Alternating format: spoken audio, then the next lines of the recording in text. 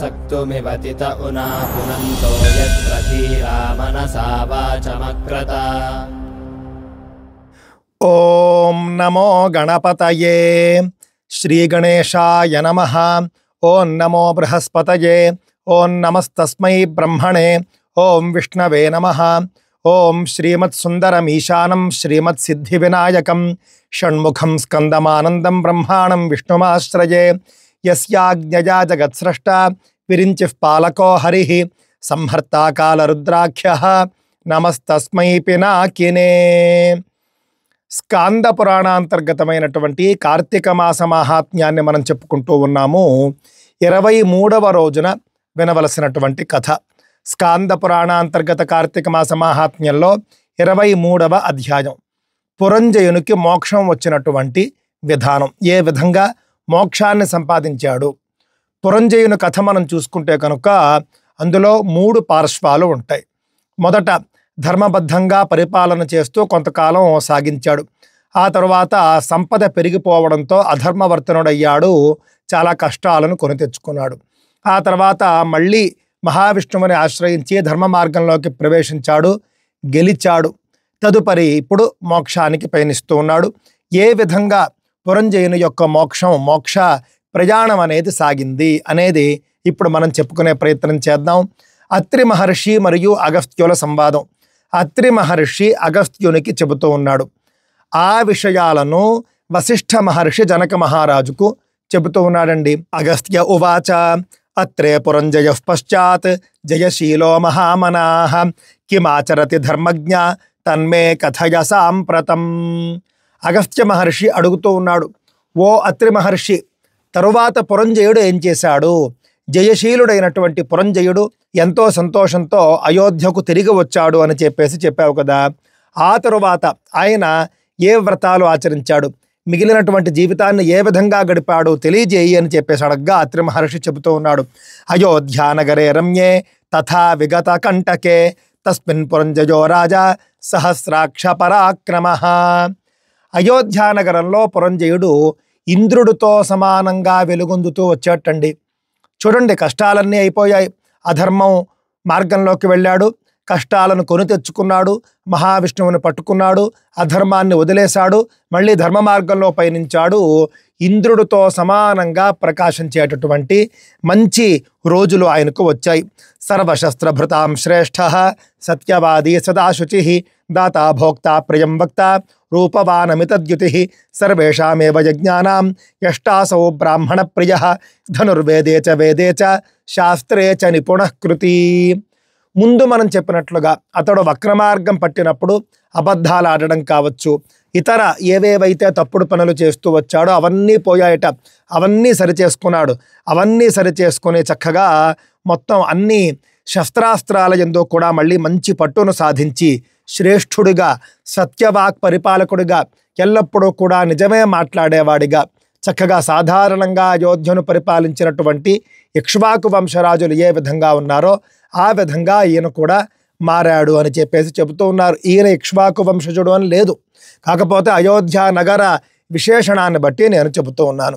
సర్వేషామేవ యజ్ఞానాం యష్టాసౌ బ్రాహ్మణ ప్రియ ధనుర్వేదే చ వేదే చ శాస్త్రే చ నిపుణః కృతి.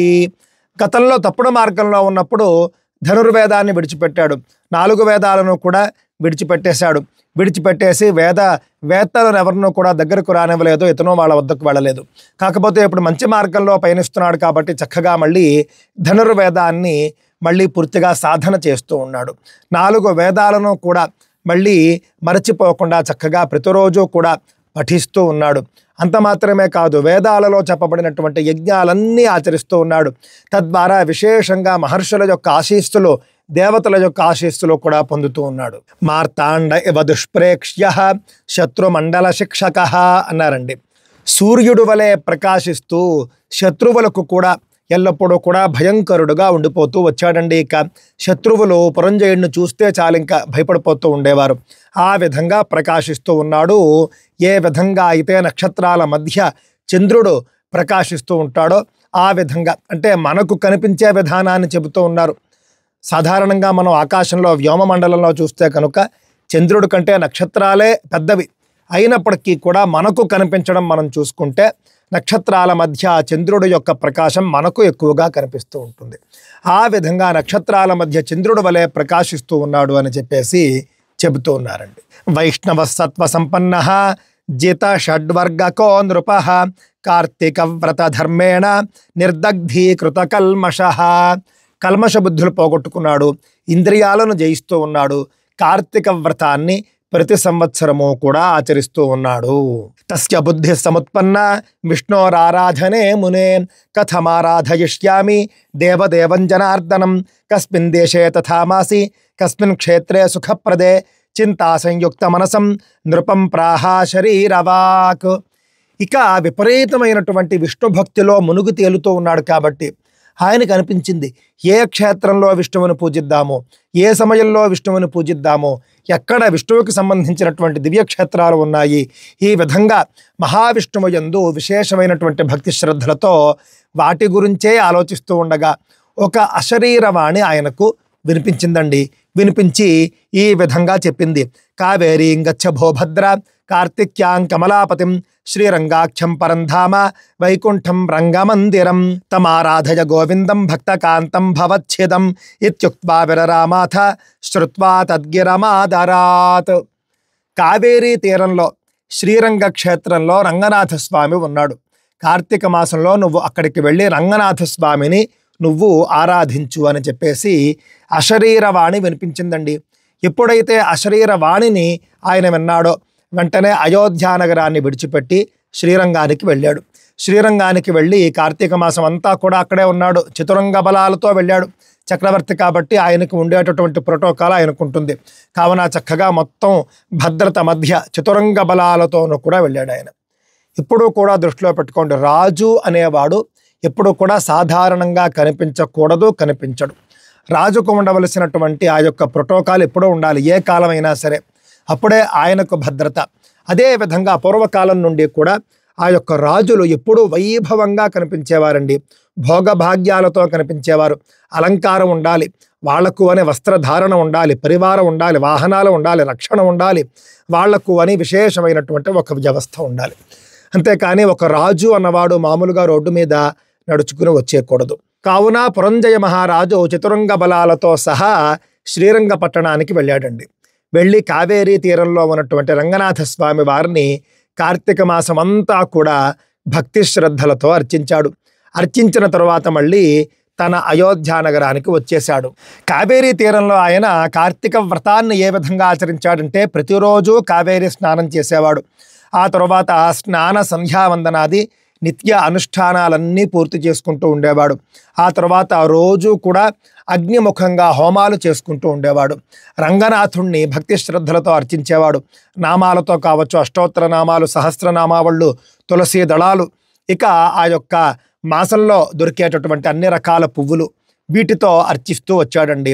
ఎక్కువగా నామస్మరణ చేసేవాడు, చేయించేవాడు, నాట్య సేవ చేసేవాడు. తన శక్తి మేరకు అన్ని సేవలు కూడా రంగనాథుడికి చేసుకున్నాడు. ఆ విధంగా కార్తీక మాసంలో ఆ యొక్క రంగనాథ స్వామి క్షేత్రంలో కావేరీ తీరంలో గడిపి మళ్ళీ ఆయన తిరిగి అయోధ్యానగరానికి చేరుకున్నాడు. ఆలోకయన్యయో సమ్యక్ స్వరాష్ట్రంచ సమృద్ధిమత్ అయోధ్యానామనగరీ సర్వరాష్ట్రైరలంకృత. తన రాజధానిని తానే ఒకసారి మొత్తం అంతా పరికించి చూస్తూ ఉన్నాడండి. ఎంతో అద్భుతంగా విరాజిల్లుతూ ఉన్నది. అయోధ్య ఒకప్పుడు అంటే రాముడి కాలంలో కావచ్చు, దశరథుడి కాలంలో కావచ్చు, పూర్వం అయోధ్యానగరం అండి విశేషంగా ప్రభవిస్తూ ఉండేది, విశేషంగా ప్రకాశిస్తూ ఉండేది.